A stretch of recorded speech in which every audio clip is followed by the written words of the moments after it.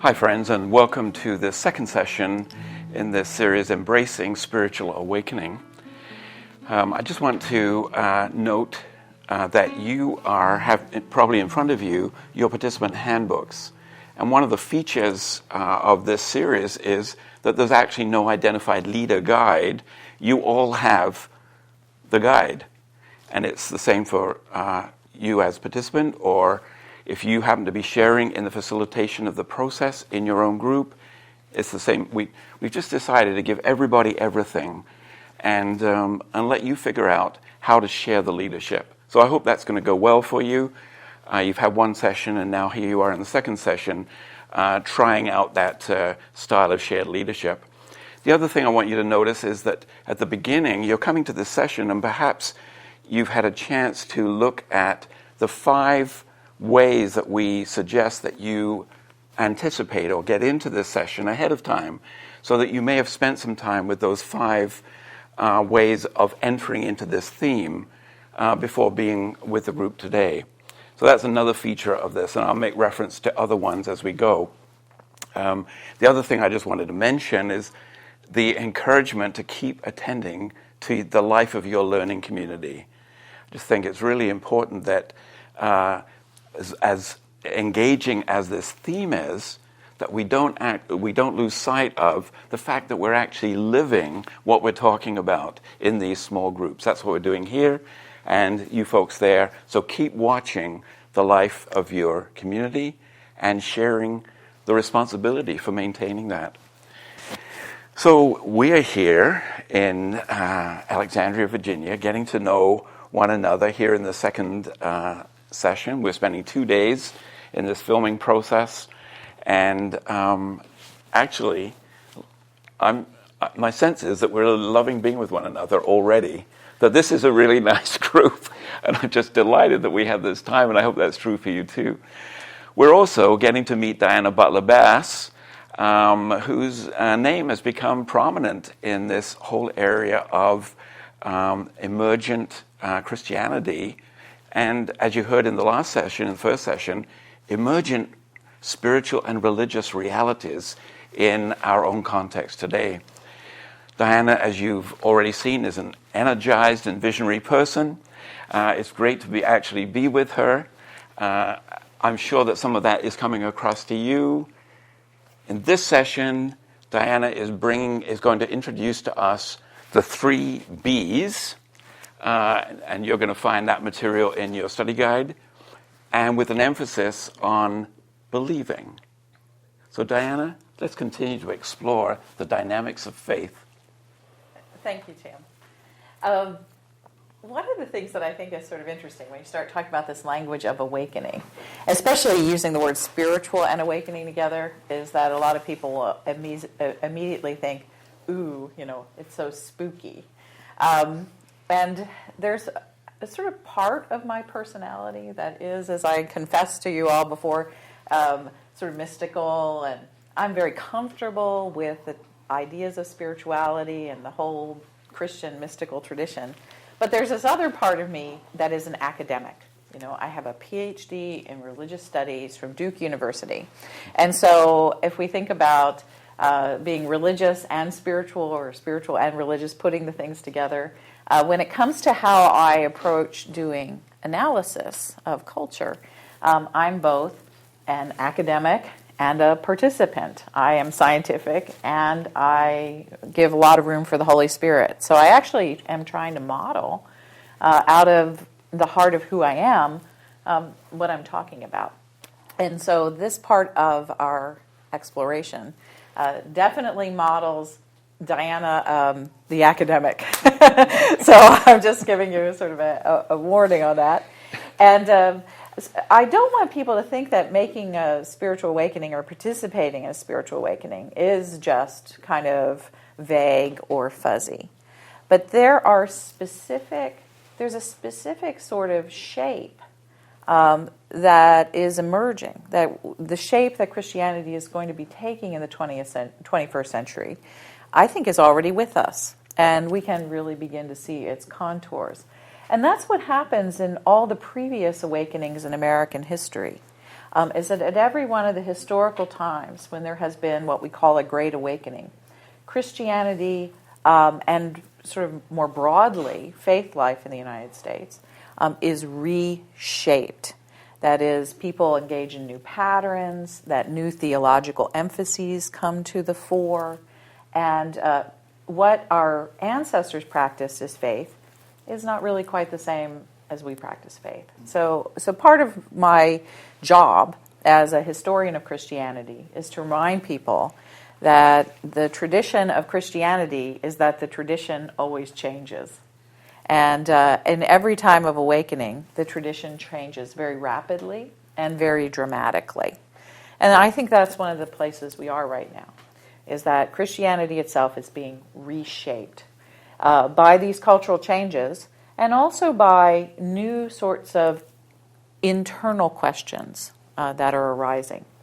So I like to help people understand this, so that part of it is we're not afraid of what's coming. And the way that I have been approaching it for the last couple years is to do something that's very basic in the study of religion. Now here I'm not talking about religion as organized religion or the way it's popularly used, as we talked about in the last program. But here I'm talking about it, I'm going to give you a definition of religious studies or religion as used in religious studies classes to sort of frame this program and the next two. Sometimes when I'm in conversation with someone in the world and they ask me what I do, and I'll say I have a PhD in religious studies, people will say, "Is that a real thing?" You know, and I'll say, "Yes, you can really get a PhD in religious studies." And they'll say, "Well, exactly how do you do that? Do you pray a lot and then you get graded on it, or?" And I say, no, it's actually science. And what we do is we look at, and I've given all of you a handout here. We look at these three things that are on the page. We study what people believe, what their understandings are of God and the world, the universe, cosmology, all these different kinds of things. We study how people act, what their behaviors are related to those beliefs. And acting includes stuff like worship or life rituals, baptism and growing up rituals, wedding rituals, how people end, funeral rituals, things like that. And then finally, the third area is how these two things, how believing a particular way and how a particular set of ritual acts gives human beings a sense of belonging to one another or to a particular sort of tribe. And so in religious studies classes, this would be an outline for a first semester class in religious studies, where the teacher would basically go through each one of these areas, and then you would usually explore a group of different religions and try to analyze them using this process. So you would look at something like a Seneca Indian tribe from the 18th century in upstate New York or in Ontario. And then you could look at 16th century Protestantism or 5th century Roman Catholicism, or you can look at today. And so you take whatever group you're exploring, whatever their religious tradition is, and you begin to analyze all three of these things. And so when you talk about religious studies, that's what we're talking about. How human beings believe, how they behave in relationship to those beliefs, and what that does for their sense of identity, where they belong. And so when I was thinking about spiritual awakening, I realized that, having this background, I realized that there are sort of conventional ways that we've understood believing, behaving, and belonging. Those of us who have been part of church communities perhaps in our whole lives, or just sort of have grown up in a culture that was a bit more church than it is, is that there's this sort of conventional pattern of these three things. And then there's this pattern, the shifting pattern. There's something new that is occurring. So instead of just saying, oh, we're moving into a sort of emergent future and everything is changing, which basically scares the bejesus out of most people, what I actually think is happening is that we are not just going to a place where everything is going to be new. Human beings in the 21st century, whether they're Christians or Muslims or Buddhists or whatever their faith tradition is, human beings in the 21st century are still going to believe, they're still going to behave in interesting ways related to those beliefs, and we are still going to have senses of belonging that are related to these other two. So we're not leaving that behind. That whole human enterprise of these three B's is moving with us into the future. What is changing is what the questions are under each category. And so these three sections of the discussion are going to be about what the questions used to be and what the questions are in the process of becoming, and how that might reshape what we think about our own faith lives and our communities that we're passionate about. So the first one to explore is the question of believing or understanding. And I gave a sample question on this slide, which is a simple kind of question. Do you believe God exists? And so you kind of get what this question is going towards, conceptualizations of faith. And so if you go to the second page, the one that says conventional religious questions, you'll see here that I've listed believing. And the question that believing has been for a very long time in Western culture. When we think about belief, since about, probably 200 or maybe even 300 years, in Western Christendom, the question has been, what do I believe, or what do you believe, or what do we believe? And the expectation when you ask the question, what, is that you'll get some information that tells your neighbor what you think about God, or what you think about the church, or the sacraments, or how the church should be arranged, or whether or not there's infant baptism. And so we say, well, I believe that, or we believe that. So we're giving people information. The what question about belief is a very powerful question. And it is one that was necessitated by historical events a few hundred years ago. If you think about when you're in late medieval Europe and the Reformation happens, you had a Catholic Church, and then all of a sudden this huge historical rift, and there's not just one church in Western Europe anymore, but now there are 5. Before the Reformation, the what do Christians believe question for a long time wasn't very significant, because it was sort of just assumed throughout Europe that everybody was Christian, that everybody was Catholic, and everybody sort of believed the same thing. And so the what question wasn't terribly important.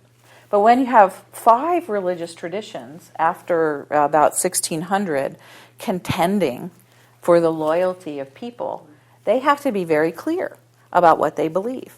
And so Christians went really to school in this great enterprise for a couple hundred years of organizing their belief systems, so that it was very clear what Lutherans believed, what Anglicans believed, what Mennonites believed, et cetera, et cetera, et cetera. We organized all those answers into things that we refer to as creeds and doctrine. And sometimes you hear people use the word dogma. And so if anybody ever has asked you the question, what do you believe? It's actually a very simple question to answer. You can tell them to look it up on the internet. You can hand them usually a creed is essentially a one-page summary of what you believe.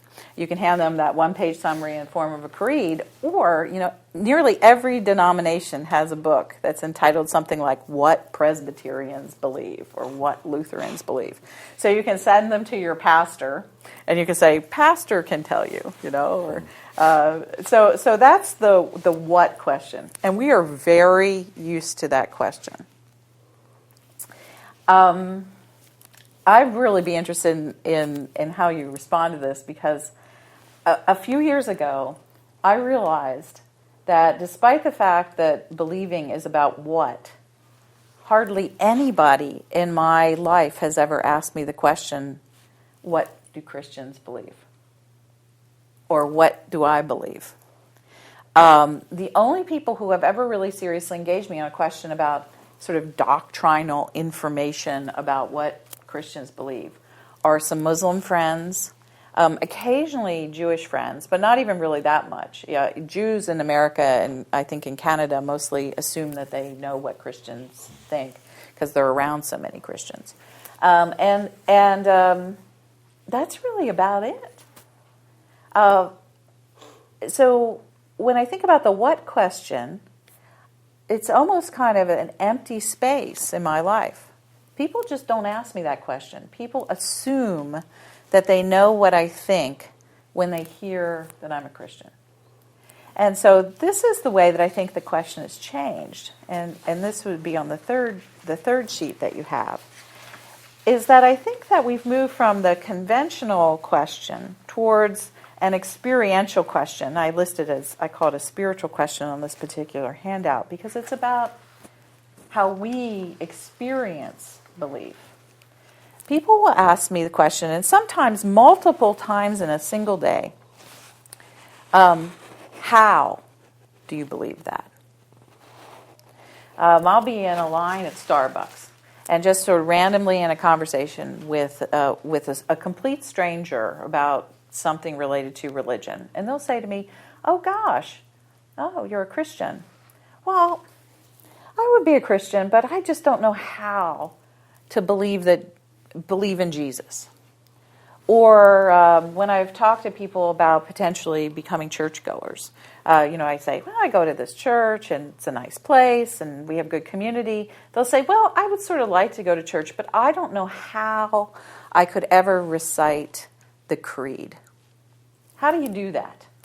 I just don't believe that. I just don't believe in that. And then there's the classic, it comes up once in a while, even around the dining room table with my own child, is like, well, I don't really know how to be a Christian and to believe in science at the same time. Or how in the world do you believe in this virgin birth thing and still seem like you're a really rational, intelligent, functioning human being in the 21st century? And so if we pay attention to our lives, it really sort of strikes me that this becomes the question, is that people are not nearly as concerned about what we believe anymore, but people are asking us for how we believe it. And ultimately, this how question is people are requesting from us to tell our experience of being a Christian person and how we put these pieces together in our lives and in our theological and philosophical kinds of worldviews. How does this make sense to you? They're asking us for how it has meaning to us. And so this is a much harder thing to do.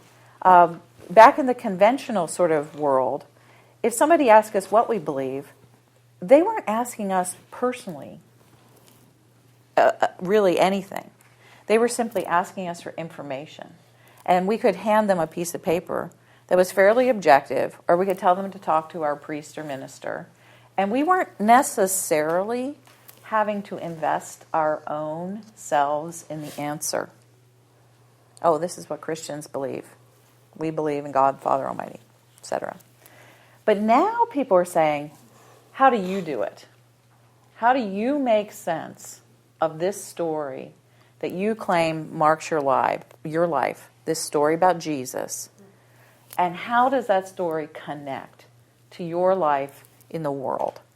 How do you think about science? How do you think about politics? How do you think about moral life? How do you engage it? And so people are asking us now not just for our ideas about God, but instead are asking us to, in a very real sense, give us our story about the convictions that frame our lives. And that can be very intimidating for people to engage in. But it is a huge switch. And I think that this is the new question. The how question has become the primary question of belief in our time. Diana, thank you. That was very rich, and I just felt myself being drawn in a whole lot of directions. And I'm really curious now to see what our other 6 friends in this circle of learning might have to bring to the conversation. So who would like to begin this time? Let me just jump in, because I'm just thinking about this, and I was really with you right up until you got to the how, and that's when it became kind of scary to me, because it was really easy to point to the creeds and everything and say, this is what we believe. But when I was faced with answering that question, how, after my wife passed away and my kids said, Dad, how can you go to church? How can you pray? And where was God in this? And I have to admit, I had never come to grips with an answer that I felt was satisfactory with that. So I think that first part of saying, oh, here they are at the Nicene Creed, oh, that's all good. But it's that how that gets into my gut and bothers me, because I'm not sure I have an answer, and I don't know what to say. Do other people feel that same way? Well, I have a similar experience, because I grew up in a very evangelical conservative church, and we were always taught at an early age to witness to people, and that you expressed your beliefs to people in general, and to help bring them closer to God and Jesus. And then when I joined the Episcopal Church, we had someone stop by the house who was on a mission trip from one of those evangelical churches and ask me what I believed. And my first thought was, okay, well, here's what I believe, and I started with the creed. And when I got to the part of Jesus, she's like, you actually believe in Jesus? And I'm like, well, yes. But that made me start thinking again of the how, and that it's a very personal thing. And I think because I had that tradition at a young age of witnessing and talking about my faith, I felt a little more comfortable. And maybe it's that in a more reserved traditional denomination that we haven't been taught how to express our witness and express our beliefs of how we believe. Mm-hmm. There was a very powerful how question that arose just recently. After those children were shot at the school in Newtown, Connecticut, I was on the phone with my best friend, who happens to be an atheist. And we were talking about the spiritual, the memorial service that was held right afterwards. It was televised. That President Obama spoke at. And I could literally hear her almost over the phone shaking her head. And she said, see, it's things like this that I don't know how it is that you can be a Christian. You know, this kind of evil and the answers that I'm hearing from religious people in the world, she says, this makes no sense to me. How does your faith account for the murder of these children? And I was actually, I feel like I'm pretty able to deal with how questions. I'm pretty intentional about thinking in this way. And when she said that, I was literally silenced, a little like you were saying, or, I didn't know what to say. And because she asked it in such a kind of forceful way, I just confessed to her. I said, I don't know how. And I have to say that I'm pretty upset by this. And then she said to me, you know what, in this very real sense, that's all I want to hear you say. She said, I don't want to hear the easy answer coming from Christians on this one. She said, I want to hear you say, you don't know how. And I thought, well, there's a moment. She led me to a place to understand my own doubt, which is part of our spiritual lives, my own doubt a lot more. And so I think that moment when we don't know what to say, it is actually the moment in which we have encountered the how question in a really deep sense. And that becomes holy ground, in a sense, I think, for being with people and for looking at what is it going to mean to be Christian in the 21st century and be increasingly encountered by these how questions. And the how changes. It changes with, as my mom says, just living. And it changes with your experiences. And it changes with time. And I can think of 2 times where I thought I knew the how. It was the how I was living. And then something, so I thought, impossible happened. One was my husband died. And I had gone through all of the stages of adjusting, one to his illness and then to his dying, and thinking, okay, so I'm living in a place where I never thought I would be, living like I thought I would never live, and experiencing growth of the how in ways that I didn't think it could grow. And then I sort of became comfortable with that how. And then all of a sudden, I found that my kidney was dead, and now I was going to be a transplant. I was going to be a kidney dialysis patient for as long as that would last, which could be 3 or 4 years. So now it's the how to gracefully prepare that you might be dying. And then I thought a lot of the restraints that I had on my life, I didn't need to put them there anymore because I wouldn't really be here that long. So you don't have to save for 20 years. You're not going to be here 20 years. So many things that I thought, this is how I have to behave. No, I really don't. It freed me to feel ways that I didn't think I could feel. And then I got a transplant. So now I had to pull back. Well, now, wait a minute. You are going to be here for 20 years. You do need to save. You do need to be nice to people because they're going to be here longer than 3 years. So the how developed a growth that I didn't think I would have to face. Yeah. And then it goes back to what my mom says, just keep living. And what you don't understand, you may develop a way to understand it, or you may learn to live with. So I don't have to know everything and understand everything. Put it in the hands of God. He knows. That's a beautiful testimony to the very thing that I try to explain in the book that I wrote and when I'm doing this kind of work on the road.